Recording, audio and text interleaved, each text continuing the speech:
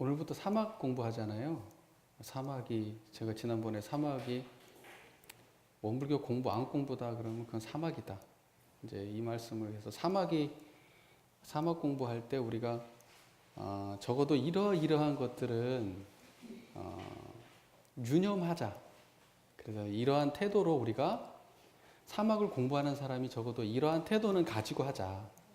그래야 대종사님의 본의가 좀 어긋나지 않고 대종사님 본의대로 우리가 제대로 공부해서 이렇게 헷갈리지 않고 이렇게 엄원대로 갔다가 돌아오는 일이 없이 한 번에 쭉 제대로 갈 수 있도록 이렇게 하자.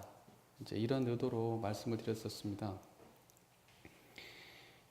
뭐 교전에 나온 얘기는 아니고 제가 그냥 생각해 본 것들이고 사실 하고 싶은 말은 훨씬 더 많은데 그 중에 그냥 몇 가지만 골라본 거예요. 예, 또 살다 보면 또 얘기할 때가 또 있겠죠. 네, 근데 제가 지금 이제 그래도 굵직굵직하다 생각하는 그 꼭지만 몇 개 제가 이렇게 골라본 겁니다. 지난번에 했던 무슨 말 했는지 기억 다 안 나시죠?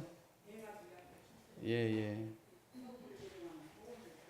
예, 우리 예, 예, 예, 예. 법의 등급 얘기했죠. 자, 우리 교타원님 대단하십니다. 예, 아마 제가 설교 준비한다고 전에 설교 뒤져보지 않았으면 아마 저도 까먹었을지 모르는데 우리 교타원님 대단하세요. 예, 정말 그 학생으로 따지면 진짜 아주 우수 학생이죠. 성실한 우리 교타원님.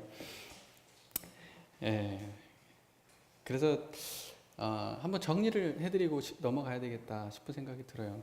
반복해도 좋을 만한 내용이다 생각이 들어서 간단하게 정리를 해드리고 그다음 오늘 정신수양 들어가도록 하겠습니다. 자, 원불교의 마음 공부는 사막이다. 원불교 훈련은 사막으로 한다. 원불교 수행은 사막이다. 이겁니다. 우리가 헷갈리면 안 돼요. 다른 데서 무언가 이렇게 자꾸 뭐 들어와가지고 여러 가지 뭐 이렇게 명상법 다 들어오지만 그것은 사막이라고 하는 거대한 수행 체계 안에 일부분에 불과한 것이지 그것이 사막 전체를 대변하는 것이 될 수 없다. 제가 이렇게 분명히 말씀드렸습니다. 사막은요, 바다 같은 거예요. 수행으로 따지면. 모든 강줄기가 사막을 통해서 들어올 수는 있어도 강줄기 하나를 가지고 사막이다, 바다다 이렇게 얘기할 수는 없는 겁니다. 사막의 수행 방법은요, 편협하지 않아요. 사막 안에 들어오지 않는 수행 방법은 없는 겁니다. 원불교는 그걸 모두 다 수행하도록 그렇게 가르치고 있습니다. 그래서 뭐 얻은 거 조금 밖에서 뭐 이런 거 해가지고 마치 뭐 한 것처럼 이러면은 조금 곤란하다. 미안하지만 그것은 원불교가 지향하는 원만한 공부 방법은 아니기가 쉽기 때문에 스스로 사막의 대의를 세우고 사막의 원칙과 사막의 그 목표와 그 대의와 그런 것들을 명확하게 세운 다음에 밖의 것들을 수용하는 것이 옳다. 그렇게 됐을 때는 그 모든 것이 사막 공부를 하는 다양한 방법론으로 수용될 수 있다. 그 말씀을 드린 겁니다. 그리고 두 번째로 그건 뭐 서두에 제가 그 말씀을 드렸고 또 제가 이 말씀을 드리죠. 사막을 공부할 때는 반드시 올바른 뜻을 세워야 된다. 그렇게 말씀을 드렸습니다. 뜻이라고 하는 것이 다른 것이 아니라 대종사님의 뜻과 같은 뜻을 세워야 된다. 그럼 대종사님이 우리 원불교를 개교하고 사은사후 삼합팔족과 신앙과 수행의 그런 강령들을 내놓고 이론상의 진리를 밝히시고 하신 그 본의가 뭐냐?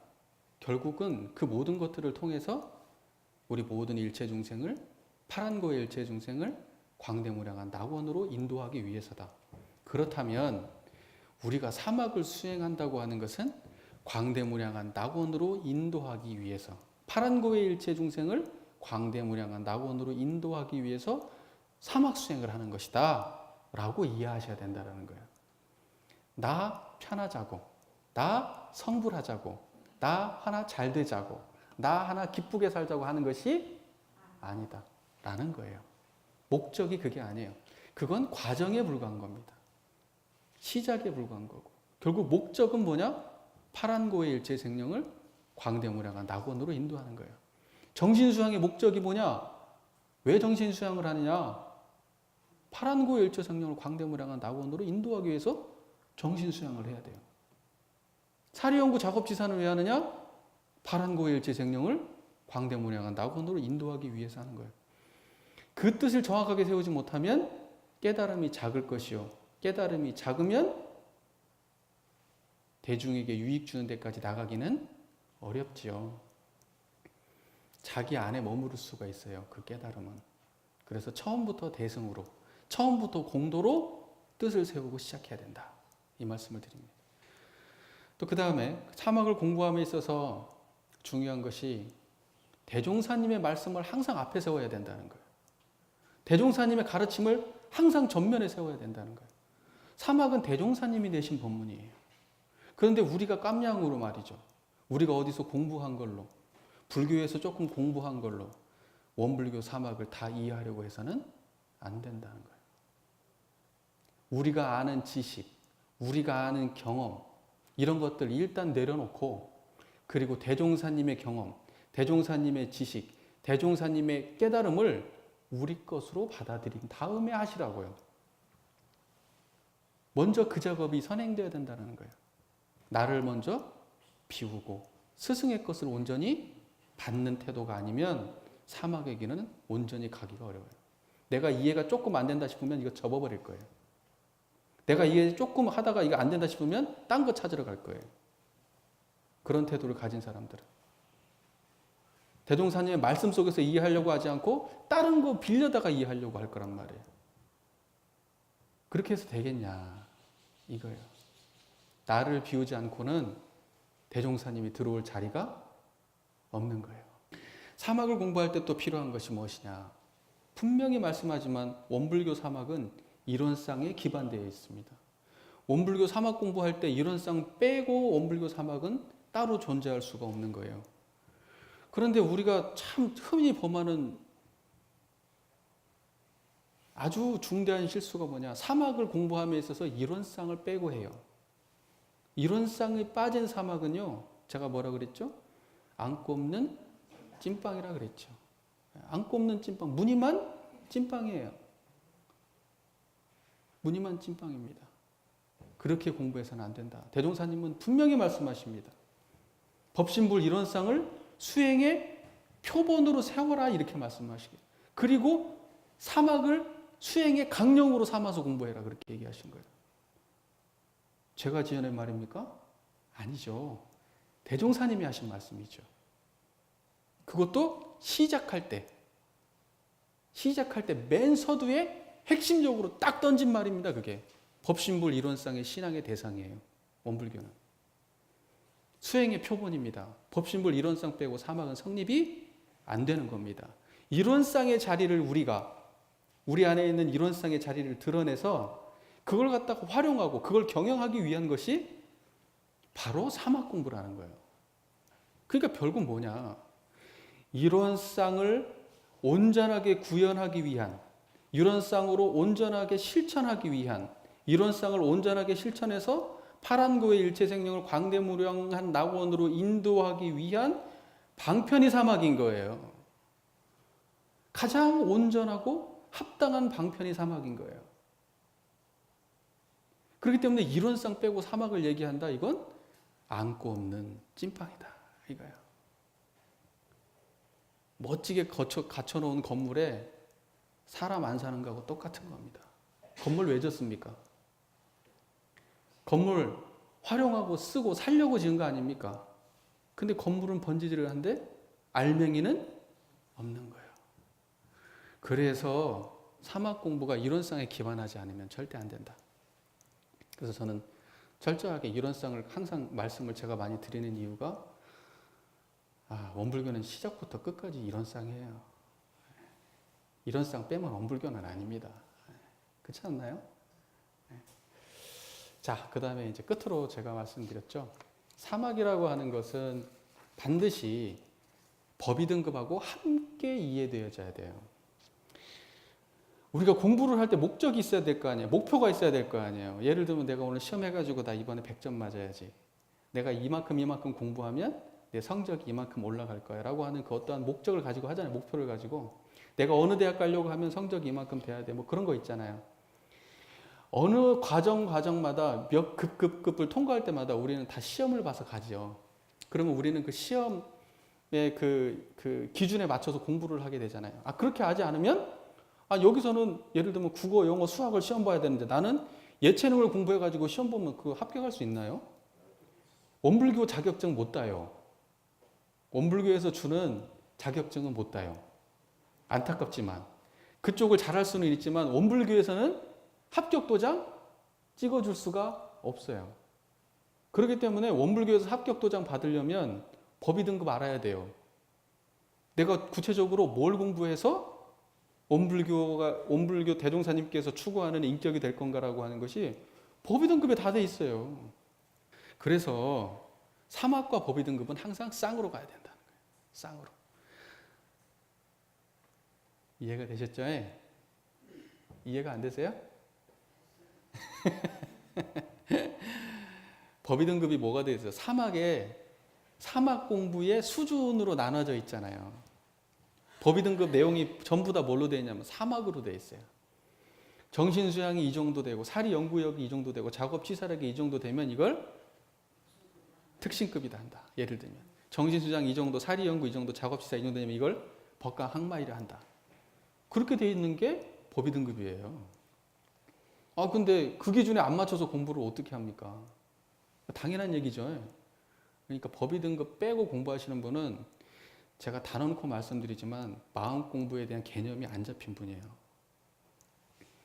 마음 공부가 뭔지 개념이 잡혔다는 건 뭐냐? 법의 등급에 대한 이해가 있다는 거예요.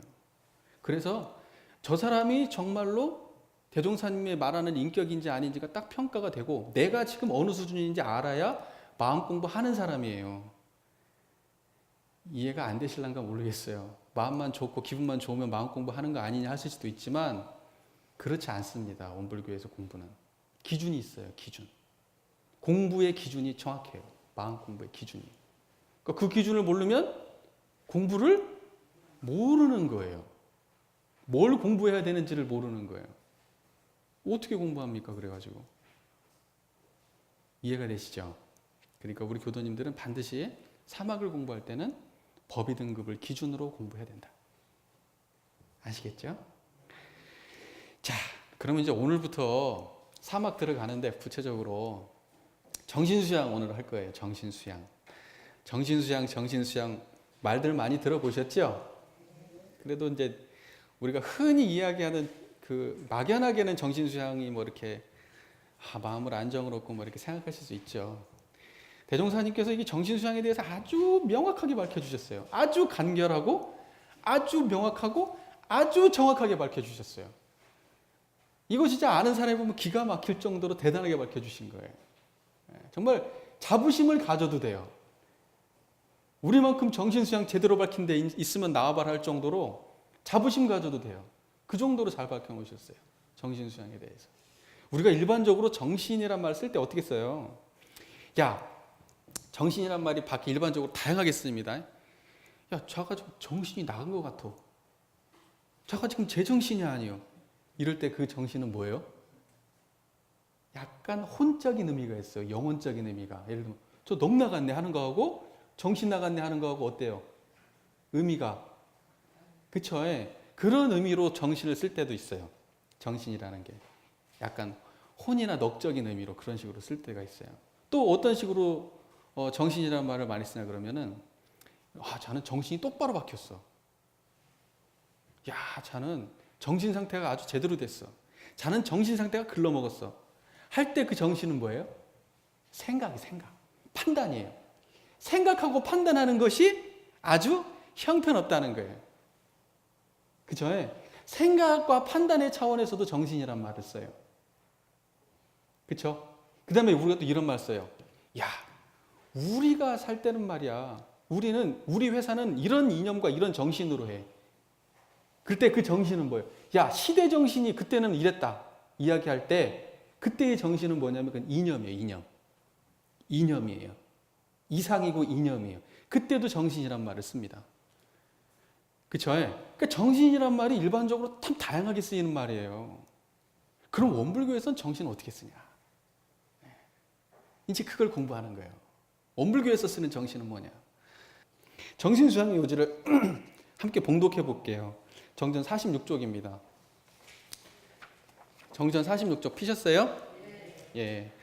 자, 한번 봉독해 볼게요. 정신수양의 요지. 정신이라 함은 마음이 뚜렷하고 고요하여 분별성과 주착심이 없는 경지를 이름이요. 수양이라 함은 안으로 분별성과 주착심을 없이 하며 밖으로 산란하게 하는 경계에 끌리지 아니하여 뚜렷하고 고요한 정신을 양성함을 이름이니라. 이렇게 돼 있죠. 그러면 자, 이제 우리가 이제 일단 단어의 뜻은 알아야 돼요. 아, 이게 뭔 말인가? 단어의 뜻이 알아야 문장이 이해가 될 거 아닙니까? 그렇죠? 모르는 단어도 할 것이. 그다음에 정신이라고 하는 것, 이 전체 문장을 보면 두 파트로 돼 있죠. 내용이. 하나는 정신이 뭐냐? 정신에 대한 정의가 돼 있어요. 나는 앞으로 정신이란 말 이렇게 쓴다. 그다음에 뒤에는 수양이라고 돼 있죠. 그러니까 뭐냐면 정신과 수양에 대한 개념 정리가 되어 있는 거예요. 그래서 정신수양이라는 것이 무엇이냐라고 하는 것을 딱 밝히고 있는 것이 정신수양의 요지입니다. 그러니까 오늘 정신수양의 요지만 할 건데요. 우리가 가져가야 될 것은 뭐냐면 정신이 뭐냐? 그리고 수양이 뭐냐? 정신수양이 뭐냐는 거예요. 그것만 오늘 알아가시면 오늘 수지 맞는 겁니다. 그죠? 말길은 이미 알아들었으면 실상을 봐야 되잖아요. 오늘은 그 작업을 할 거예요. 실상을 봐야죠. 말길만 알아들어서 뭐 하겠어요. 그죠? 일단 말도 설명하고 실상도 만나봅시다. 오늘 저희가 오늘 해야 될 일입니다. 자, 정신이라고 하는 것은 마음이 뚜렷하고 고요하여 이렇게 돼 있어요. 일단 이 부분부터 한번 공부해 보죠. 마음이 뚜렷하고 고요하여. 그 마음이 슬픈 거 아니죠. 괴로운 것도 아니고, 제가 이거 일부러 이렇게 표현하는 거예요. 슬픈 것도 아니고, 괴로운 것도 아니고, 기쁜 것도 아니고, 짜증나는 것도 아니고, 외로운 것도 아니고, 아무것도 아닌 것도 아니고, 뭐다? 뚜렷하고 고요하다는 거예요. 마음이 뚜렷하고 고요한 걸 정신이라 그러는 거예요. 그러니까 뭐냐면 우리의 마음의 상태는 제가 말씀드렸다시피 그렇게 다양하잖아요.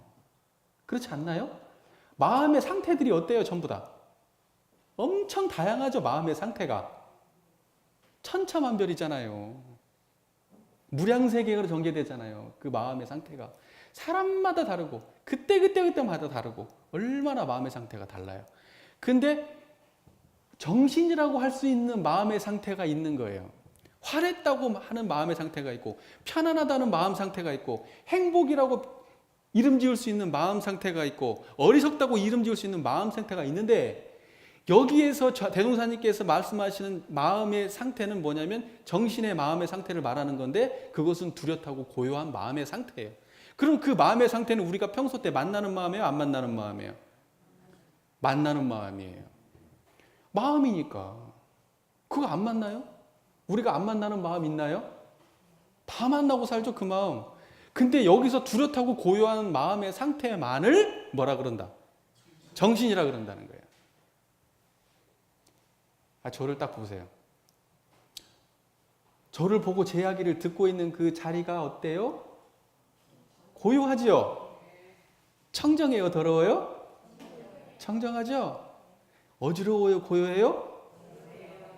막 움직여요? 멈춰 있어요? 그 자리가 선명해요? 탁해요? 명확해요? 애매해요? 그러면 그 자리 지금 만나고 계시네요? 그쵸? 그걸 정신이라고 한다고요. 그걸 정신이라고 한다고요.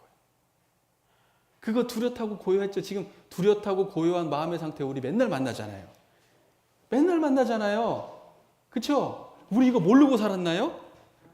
알잖아요. 지금 딱 만나고 있으면, 아, 이거 예전에도 내가 언제든지 만났던 마음인데, 내가 거기에다가 관심을 둔 적이 있어요? 없어요? 없잖아요. 우리는 어느 때 관심보다 좋고 싫은 데만 관심이 있어요. 예. 그렇게 고요하고 뚜렷할 때는 관심이 없어요. 우리가 관심을 갖고 우리가 만나야 될 때는 정작 기쁘고 슬프고 괴롭고 짜증나고 하는 그 마음이 아니고 어디다? 뚜렷하고 고요한 이 정신의 상태라는 거예요. 우리 다 있잖아요. 그것이 마음이 뚜렷하고 고요한 상태를 뭐다 그런다? 정신이라 그런다. 그건 이미 우리가 다 모르는 마음이 아니라 이미 다 아는 마음이다. 단지 관심이 없어가지고, 그죠? 관심이 없죠, 그 마음에는. 이거 지금 굉장히, 이거 제가 사실은 이 얘기하면 이 사진 다 끝난 건데, 더 얘기 안 해도 되는데, 그래도 문장을 다 공부는 해야 되잖아요, 그죠? 핵심 다 드러난 거예요, 지금. 핵심 다 드러났어요. 자, 뚜렷하다는 말을 그 옛날 말이래요. 뚜렷하다. 우리가 이론상 할 때 그 둥그런 자 쓰잖아요. 그 원자 뚜렷할 원으로 풀이합니다. 동그라미로 해석하시면 조금 안 돼요.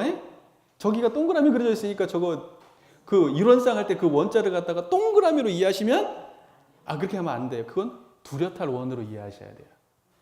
뚜렷할 원이에요. 그러니까 여기서 뚜렷하다라고 표현했잖아요. 그러면 그거 국어사전에 뭐라고 되냐면 뚜렷하다가요. 제가 아까 전에 찾아봤어요. 사실은 아까 전에 제가 찾아봤어요. 뚜렷하다가 이게 뭔 말이지? 막연하게만 생각하다가 바보같이 말해요. 뚜렷하다는 말이래요. 뚜렷하다의 약간 부드러운 표현이에요.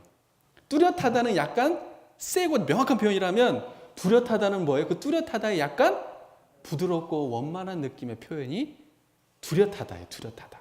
그러니까 뚜렷하다고 해도 틀린 것은 아니. 선명하다고 해도 틀린 것은 분명하다고 해도 틀린 것은 아니야. 그 자리가 그렇잖아요. 우리 교도님들 확인하시면 그렇잖아요. 그 자리가 선명하잖아요. 뚜렷하잖아요. 명확하고 확실하잖아요. 지금 확인한 그 정신의 상태가 그렇잖아요.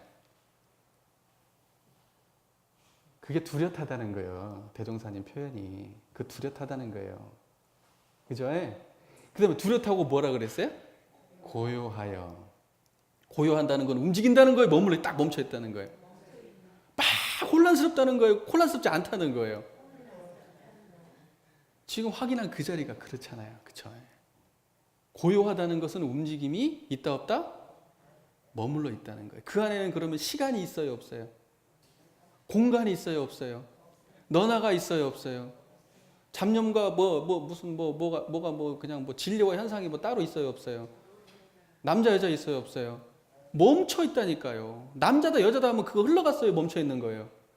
흘러다니는 거 아닙니까? 근데 이 고요하다는 건 뭐예요? 멈춰 있다는 거예요. 그 자리 확인해 보세요. 지금 정신 자리.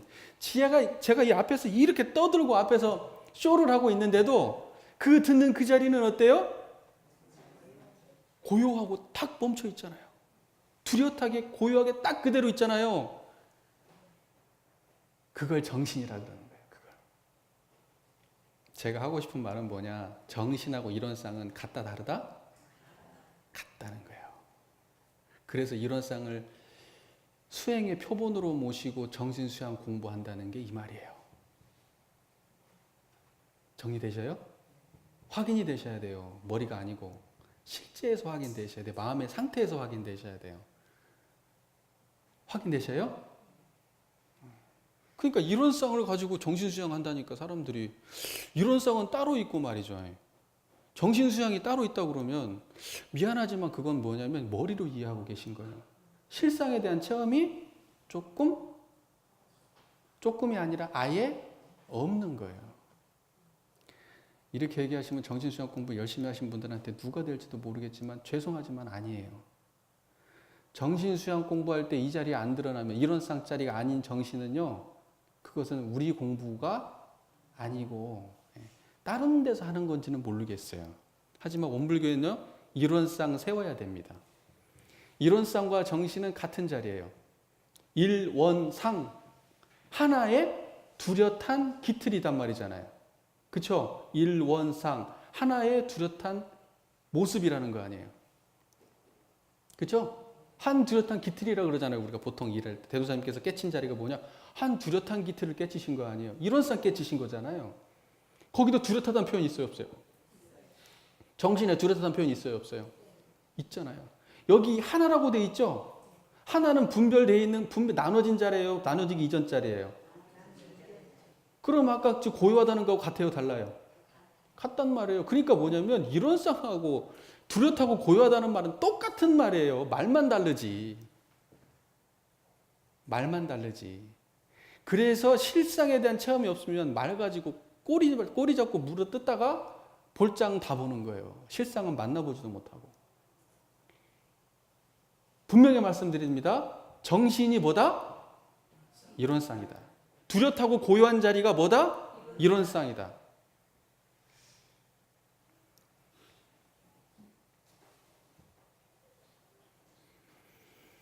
일원상에 드러난 상태가 바로 정신이고 정신 차린 상태가 일원상이 드러난 상태예요. 그게. 자, 다음으로 넘어갈게요. 다음으로 넘어간 뭐예요? 분별성과 주착심이 없는 경지를 이름이 이렇게 돼 있죠. 마음이 뚜렷하고 고요하여 분별성과 주착심이 없는 경지를 이름이요 이렇게 돼 있죠. 아니 그 자리가 분별성이 있나요? 분별하는 성질이 있어서 알아들어요, 제 얘기를? 분별하는 성질 없어도 알죠? 그쵸? 그 다음에 제 얘기를 듣는데 이 얘기를 그냥 들어요? 아니면 막 오만 잡념을 가지고 판단하면서 들으세요, 지금? 그냥 듣고 계시죠? 그럼 정신 차리신 거예요. 일원상 드러나신 거예요. 제 얘기를 듣는 순간에 자기가 그동안 갖고 있던 생각과 관념과 이것이 총동원 돼가지고 나왔다. 그래서 지금 저를 보고 계신다. 그러면 일원상은 정신은 닫힌 거예요. 온전한 정신이 아닌 거예요. 이 얘기를 듣는 그 자리가 그냥 선명하게 드러나야 돼요. 분별성과 주착심이 없잖아요, 지금. 그쵸? 뚜렷하고 고요하다는 말과 뚜렷하고 고요한 그 말이 가리키는 그 자리가 분별성과 주착심이 없다라고 하는 그 말이 가리키는 그 자리와 같은 자리란 말이에요. 그쵸? 그쵸? 그게 다르지 않아요. 그러니까 뚜렷하고 고요하다 그러면 이것은 뭔가 다른 게 상태가 있고 분별성과 주착심이 없다 그러면 뭐 다른 상태가 있냐? 그런 거 아니에요. 그냥 한 자리 설명이에요. 한 자리 설명이에요. 그럼 대종사님께서 여기서 왜 굳이 그냥 뚜렷하고 고요한 자리니라라고 하면 말 것이지 분별성과 주착심이 없는 경진이라고 또 얘기를 했을까? 한 번 더 얘기를 했을까? 왜 그랬을까요?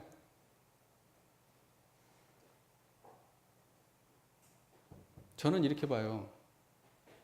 분별성 가지고 있는 사람은 그거 내려놓으라는 거예요. 방편이란 얘기죠.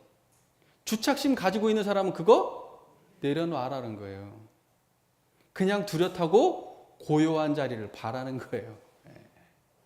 그러니까 사람마다 다 근기가 다른 거 아니에요, 그죠? 대동사님께서 마음이 뚜렷하고 고요하여 딱 하는 순간에 뚜렷하고 고요한 그 자리가 팍 확인이 돼버리면 뒤에는 볼 거 없어. 근데 여기까지도 이해가 안 돼. 그러면 이제 뒤에를 봐야지, 그죠? 그러면 분별성을 내려놔라, 주착심을 내려놔라. 그거 내려놓은 자리를 봐라. 그러면 그 자리는 뚜렷하고 고요하지 않느냐? 그 자리가 정신이다.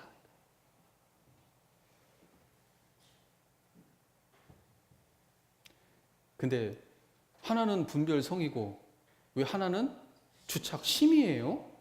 또 이런 질문이 있을 수가 있어요. 그렇게 판단하신다는 건 뭐냐? 법문을 아주 면밀히 보고 계신다는 거예요. 면밀히. 면밀히 보고 계신다는 아주 훌륭한 태도입니다. 그죠? 제가 던져줘서 알으신 거예요? 아니면 그 의심이 있으셨어요? 분별성이라는 건 뭐냐? 분별하는 성질을 말하는 거예요. 그죠? 주착심이라고 하는 건 뭐예요? 애착, 탐착, 원착같이 어때요? 붙어갖고 안 떨어지려는 그런 마음을 갖다가 주착심이라고 그래요. 그러면 여기는 왜 심이고 여기는 성이냐? 분별성이라고 하는 것은 본래 거예요. 본래 거. 성이라고 하는 것은 뭐냐면 우리가 의도적으로 만들어낸 것도 아니고 바꿔낼 수 있는 것도 아니에요. 그냥 성질이 그런 거예요. 물의 성질이 누가 막 마음대로 바꿀 수 있어요? 물의 성질이 있죠? 그거 같은 거예요. 분별성이라고 하는 것은 우리가 본래 있는 거예요. 그러면 주착 심은 뭐냐? 심은 전부 다 천차만별로 다른 거예요. 그건 원래 거예요? 만들어낸 거예요? 만들어낸 거예요. 만들어낼 때는 심이에요. 원래 것은 성이에요. 아시겠죠? 그래서 분별하는 작용 자체는 뭐다? 본래 것이 성이고, 그죠? 이것은 천조라 그래요. 하늘이 주신 거예요. 우리가 임의로 만들어낸 게 아니에요. 분별하는 작용 자체를 우리가 임의로 만들어냅니까? 분별하는 작용을 가지고 우리가 분별을 활용해가지고 주착심이 생기고 막 하는 거지.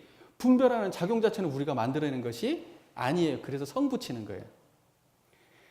근데 심이라고 하는 것은 우리가 바꿔낼 수 있잖아요. 좋은 마음, 싫은 마음, 우리가 의도하고 생각하면 이런 마음, 저런 마음 다 바꿔낼 수 있잖아요. 착대도 이쪽에 착했다가 저쪽에 착했다가 옮겨 다니잖아요. 그렇죠? 그래서 그것은 만들어낸 것들은 다 심이에요. 마음 차원의 얘기고 이건 성 차원의 이야기예요. 그래서 다른 거예요. 엄밀하게. 근데 그걸 내밀하게 구분하니까 그런 거다 이렇게 이해해 주시면 돼요. 내밀하게 구분하니까. 그냥 우리는 무엇이 이거다 저거다 하고 가르는 그 작용, 그냥 분별성이다. 그리고 그 갈라진 것에 집착하는 것을 보고 뭐다? 주착심이다. 이렇게만 그냥 간단하게 이해해도 99점은 된다. 99점은 된다 이게. 또 경지라는 말을 써요. 경지, 그죠? 야, 경지라는 말이 또 뭐냐 이게. 경지. 마음의 상태 중에서 마음의 경지가 다 달라요. 우리 교도님들, 그쵸? 마음 수준이 어때요? 다 똑같아요? 달라요? 그쵸? 태권도 1단하고 2단이 경지가 다르죠? 맞나요? 초등학생하고 고등학생하고 운동할 수 있는 능력의 차이가 다르죠? 근데 뭐냐면 마음상에서 최고의 마음의 상태가 있어요. 모든 것들을 제압하는 최고의 마음의 상태. 그 경지를 말하는 거예요. 마음의 상태. 그래서 상태라고 제가 이렇게 표현을 말씀을 드려요. 경지라는 말을 쉽게 마음의 상태라고 이해하시면 돼요. 그 마음의 상태가 뭐냐면 마음의 상태 중에서는 최고의 경지예요. 이해되세요? 그러면 우리가 이렇게 생각할 거예요. 황당하네. 이게 최고라고? 지금 이 순간에서 이렇게 가볍게 알아듣고 이해할 수 있는 이 마음이 최고라고? 맞아요. 최고의 마음이에요, 그게. 대종사님도 그 마음 갖고 하시고요. 석가모니 부처님 과거 재불재성이 전부 다 그 마음에 공들이신 분이에요. 근데 다 그 마음은 똑같은 그 마음인데 뭐가 다르냐? 쓰는 능력이 하늘과 땅 차이야, 이게. 그거 쓰는 능력이 너무 다른 거예요. 부처님은 이 자리를 떠나요, 안 떠나요? 안 떠나잖아요. 대종사님 이 자리 떠나요, 안 떠나요? 안 떠난다니까요. 근데 우리는 지금 제가 아까 이야기할 때만 잠깐 반짝였다가 지금 또 떠나버렸다가 제가 이야기하면 또 잠깐 챙겼다가 또 하면 떠나버렸다가 그게 바로 차이가 있는 거예요. 수양력의 차이라는 거예요. 이해되시죠? 하지만 마음의 경지는 같다 다르다? 정신의 경지는 뭐냐면 부처나 중생이나 똑같아요. 이해되세요? 네. 그래서 정신이라고 하는 것은 인간이 가진 마음의 상태 중에서 최고로 완벽한 마음의 상태예요. 그 이상의 마음 상태를 구하면은 죄송하지만 어리석은 일이에요. 못 구합니다. 없어요. 제가 이렇게 얘기해버리면 철퇴를 맞을란가 모르겠는데 그 이상의 마음의 상태가 존재한다? 없습니다. 그 이상의 마음의 상태는 결단코 없어요.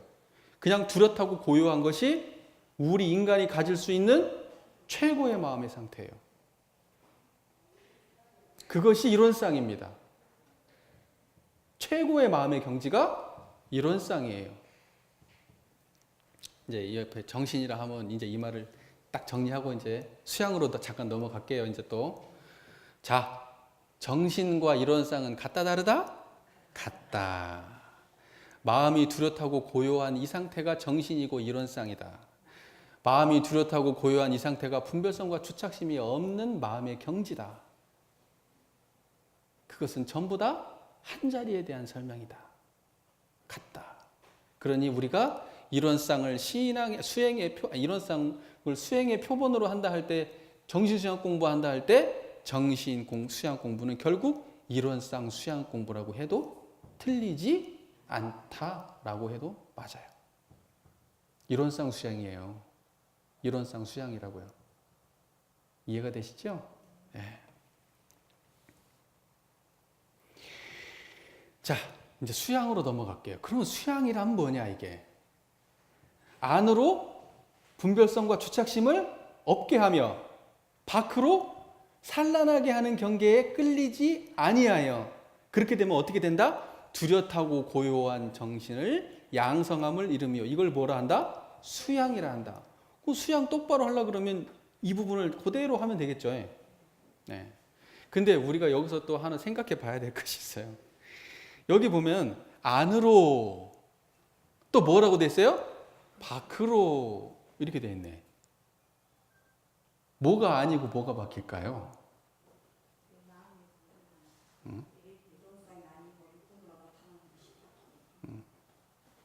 뭐 다들 뭐 틀리다고 생각하지 않습니다. 두 분 말씀하시는 거 다 맞아요. 그러니까 저는 조금 더 이거에 대한 뭐 설명이 따로 있는 게 아니라서 제가 이제 편의상으로 이렇게 설명을 드려야 우리 교도님들이 조금 좀 정확하게 이해하실 것 같아서 이렇게 말씀을 드릴게요. 안이라고 하는 것은요, 우리가 육근 이야기하죠. 육근. 우리가요, 경계는 육근 말고 있어요, 없어요? 마음 작용이 육근에서 비롯되지 않은 것은 하나도 없어요. 육근이 다 해요. 인간에게. 육근 말고 다른 것은 없어요. 근데 육근이 뭐냐면요, 밖으로 육근은 뭐냐? 저는 이렇게 보는 거예요. 안, 이, 비, 설, 신, 이건 밖이에요. 의는 아니다, 이 말이에요. 정리되셔요? 깔끔하지요?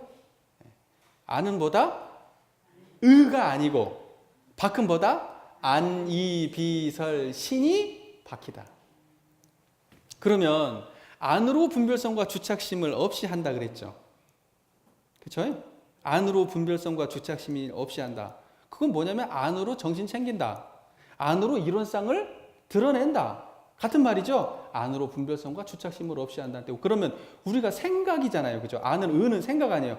생각, 분별성과 주착심이 없이 판단을 한다. 분별성과 주착심이 없이 생각을 한다. 분별성과 주착심이 없이 감정을 낸다. 이게 안으로 분별성과 주착심을 없이 하는 거예요. 이게 분별성과 주착심을 없이 하는 겁니다. 그러면 밖으로 산란하게 하는 경계에 끌리지 않는다는 건 뭐예요? 안, 볼 때 분별성과 주착심이 없이 본다. 들을 때 분별성과 주착심이 없이 듣는다. 냄새 맡을 때 분별성과 주착심이 없이 냄새 맡는다. 맛볼 때 분별성과 주착심이 없이 맛본다. 촉감 느낄 때 분별성과 주착심이 없이 촉감 느낀다. 이게 밖으로 뭐예요? 네? 산란하게 하는 경계에 끌리지 않는 거예요.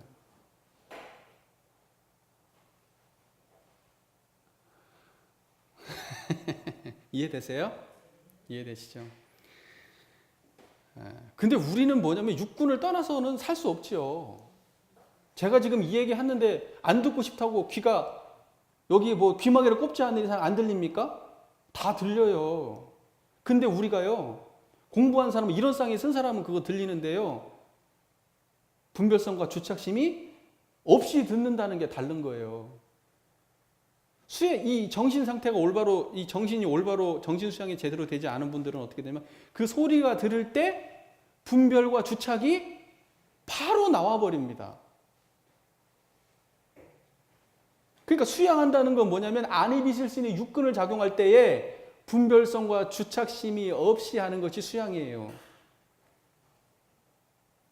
걸어갈 때 걸어가는 놈이 없어. 설거지하는데 설거지하는 놈이 없어. 얘기하는데 얘기하는 놈이 없어. 시장바닥에서 시끄러운 소리 듣는데 시끄러운 소리 듣는 놈이 없어. 내 앞에서 새치기를 하는데 짜증나는 놈이 없어. 신호등을 안 지키려고 생각하는 그 마음이 없어. 그게 수양 공부하는 거예요. 그게 수양 공부예요.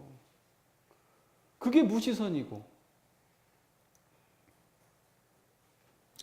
이해가 되시죠? 정신수양 그렇게 하는 거예요. 그러니까 뭐냐면 이론상을 가지고 육군을 사용할 때에 분별성과 주착심이 없는 뚜렷하고 고요한 그 자리를 드러낸다. 이것을 정신수양이라고 한다. 분별성하고 주착심은 말이에요. 쌍으로 다니죠? 분별성이 있고 주착심 없고, 분별성과 주착심은 쌍으로 다니지 어떻게 그게 따로 다닙니까? 그쵸?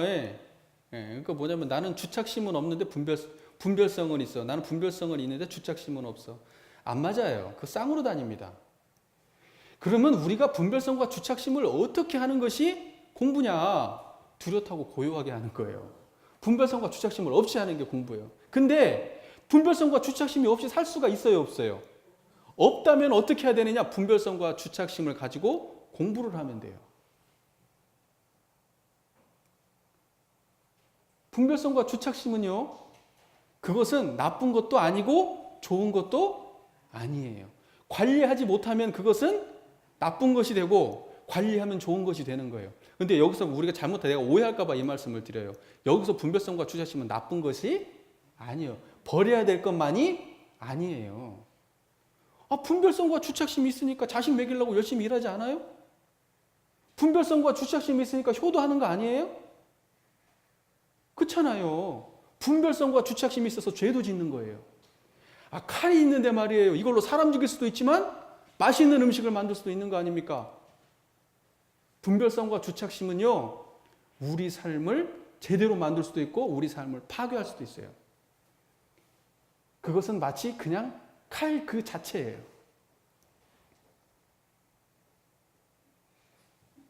주착심을 말이에요. 탐진치에다 주착할 게 아니라 대종사님의 뜻을 이루고자 하는 그 서원에 주착해 보세요. 사막 공부를 하려고 하는 그 서원에 주착해 보세요. 사은 보은을 하려고 하는 그 서원에 주착해 보세요. 물론 그건 주착심으로 되는 일은 아니지만, 그러면 주착심이 나쁜 겁니까? 나쁜 거 아닙니다. 나쁜 거 아니에요. 우리가 못 썼을 때 나쁜 거예요. 그러면 그거 어떻게 관리해야 되냐? 내가 안 쓰고 싶을 때 안 쓰고, 쓰고 싶을 때 쓸 수 있는 능력만 있으면 그것은 나의 사용할 훌륭한 도구가 됩니다. 그래서 정신 수양 공부를 하는 거예요. 일단 내가 안 쓸 수 있는 능력이 있어야 돼. 우리는 사실 뭐냐면 내가 안 쓰고 싶어도 그거 안 쓸 수 있어요, 없어요? 막 끌려가잖아요. 분별성과 주착심에. 마음대로 돼요, 안 돼요? 그거 마음대로 안 되잖아요. 그 수양력을 키운다는 건 뭐예요? 분별성과 주착심을 탁 끊어가지고 내 마음대로 주무를 수 있게 하기 위해서 하는 거예요. 그렇게 되면 분별성과 주착심은요, 우리에게 무한한 복혜를 가져다주는 굉장히 훌륭한 도구가 되는 거예요. 너무 깊이 들어가기 시작했어, 이제 또. 교도님들 또 이제 힘들어지기 시작하는데, 적당히 하다 나와야 되는데, 제가 한도 끝도 없어요, 버릇이. 아이고, 참. 그러니까 뭐냐면, 분별성과 주착심이 없이 할 수 있으면 그건 관리할 수가 있다라는 의미가 되는 거예요. 이거 중요한 말입니다. 우리가 분별성과 주착심을 없이 할 수 있어야 그걸 관리할 수 있다는 말이 되는 거예요. 그래서 정신수양하는 겁니다. 분별성과 주착심 관리하려고, 욕심 관리하려고. 정신, 다시 말해서 이론상 이게 딱 바로 서면 그럼 어떻게 되냐? 번뇌즉 볼이란 말 들어보셨어요? 번뇌즉 볼이란 말 들어보셨어요? 욕심과 서원이 다르지 않다고 제가 예전에 말씀드렸죠? 우리 마음속에서 번뇌가 일어나는데 그 번뇌는 뭐예요? 서원으로 일어납니다. 서원으로. 그러니까 뭐냐면 번뇌가 보리가 되는 거예요. 욕심이 서원이 되는 거예요. 우리가 그걸 관리할 능력이 생긴다면, 법신불 이런 쌍만 우리가 확연히 드러난다면, 온전한 정신만 우리가, 뚜렷하고 고요한 정신만 우리가 제대로 양성만 한다면, 조건이죠 그게. 그렇게만 된다면요 번뇌적 보리예요. 욕심이 서원이에요. 아 그렇게 돼버려요. 이게 기막히죠? 저만 기막히는군요.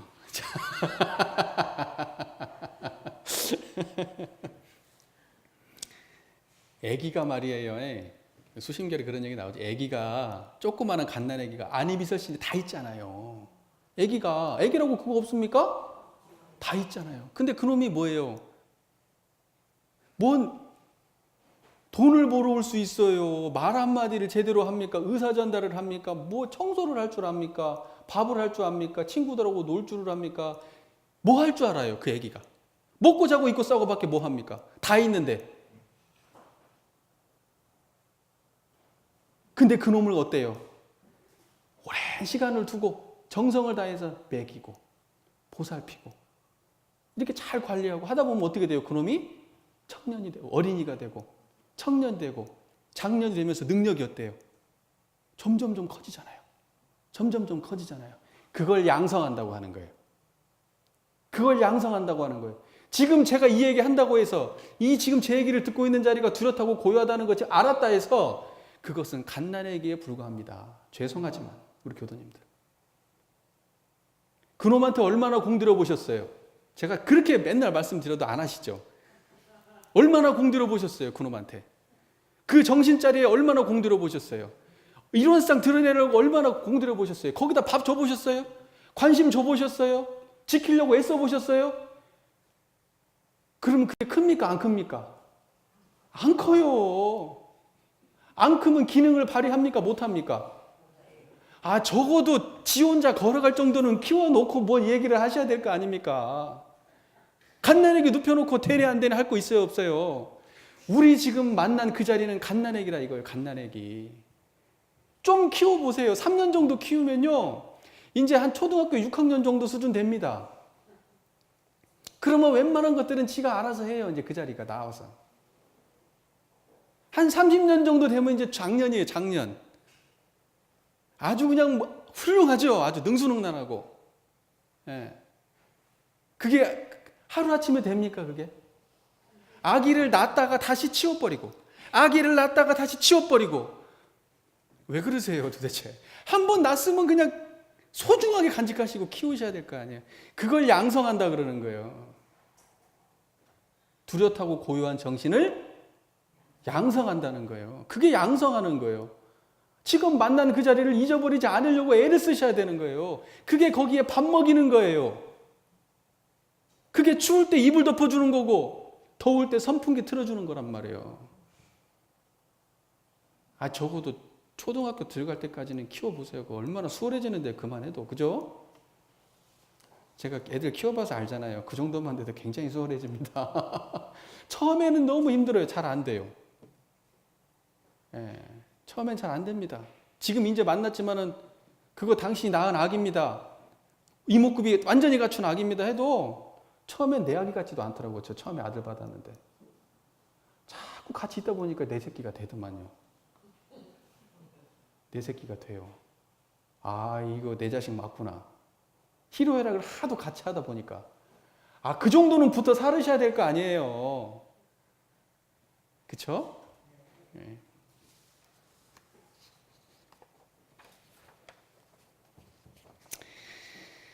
아이고, 제가 이제 끝내야죠. 너무 길게 했네요. 죄송합니다. 정신수양의 요지 하나를 가지고 좀 너무 길게 했는데요. 그래도 이게 지금 어떠한 제가 전달하고자 하는 핵심 내용이 법신불 이론상과 정신은 말만 다르지 실제 경지는 같다라는 말씀이시고, 수양한다고 하는 것은 이 정신, 이 이론상 이 자리를 가지고 육근을 활용할 때마다 분별성과 주착심이 없이 뚜렷하고 고요한 그 자리를 계속 유지하는 이것을 보고 수양이라고 하는 거예요. 그러니까 이런 쌍과 떨어지지 않고 살아야 그걸 수양이라고 하는 겁니다. 수양은 앉아서만 하는 것이 아니에요. 육군작용은 우리가 없앨 수 있는 것이 아니에요. 그것은 우리가 관리할 수 있는 거지 없애는 게 아닙니다. 그건 불생불멸한 거예요. 육군 그 자체는. 우리가 못 없애요. 이해가 되시죠? 그러면 관리해야 된다. 관리는 어떻게 해야 되느냐? 끊을 줄 알아야 된다. 끊을 줄 아는 능력이 생기면 그때는 관리가 되는 거예요. 이해가 되시죠? 예, 거기에 아쉬운 게 없어야 돼요. 분별하고 주착하는 그 마음에 하나 아쉬운 게 없어야 돼요. 남녀가 사귀는데 어떤 남자는 너 아니어도 돼 하는데 어떤 남자는 너 아니면 안 돼 하면은 어때요? 아니어도 돼 하는 놈은 그 쫓아다니는 여자 자기 마음대로 부립니다. 코가 딱 끼어요. 너 아니면 안 된다고 생각하는 마음 가진 사람은 코가 딱 낍니다. 근데 너 아니어도 돼 하는 사람은 어때요? 아니어도 돼 하는 사람은 거기에 걸려요, 안 걸려요? 안 걸려요. 자기 마음대로 운영합니다. 우리가 부부관계가 왜 이렇게 힘든 줄 아세요? 예? 너 아니면 안 되니까 그래요. 미안하지만 나는 다 홀로 설 수 있어 하는 순간요, 상대방이 나 함부로 못 대합니다. 나는 완전히 홀로 설 수 있어. 너 아니어도. 그런 사람 함부로 할 수 있을 것 같아요? 못해요. 나하고 얽혀 있고 나에게 의존되어 있기 때문에 상대방이 나를 함부로 하는 거예요. 그래서 자주력을 키운다는 거예요. 정신수양이라는 게. 자주력. 제가 그런 말 많이 들었죠? 홀로 설 수 있냐라는 거예요. 정신, 육신, 물질적으로 홀로 설 수 있느냐? 홀로 서지 못한 사람은 바깥 경계에 상황에 그렇게 휘둘리고 다니지만 홀로 서는 자는 바깥 경계를 운전하고 다닙니다. 그 홀로 서는 자리가 뭐냐? 이런 쌍이에요. 홀로 서는 자리가 뭐냐? 정신자리예요. 정신수양 하실 거예요? 안 하실 거예요? 하실 겁니까? 안 하실 겁니까? 정신수양 자선할 때만 하는 게 아니에요. 빨빨 할 때, 밥할 때, 걸어갈 때, 친구들을 만나서 수다 떨 때 그때마다 하시는 거예요.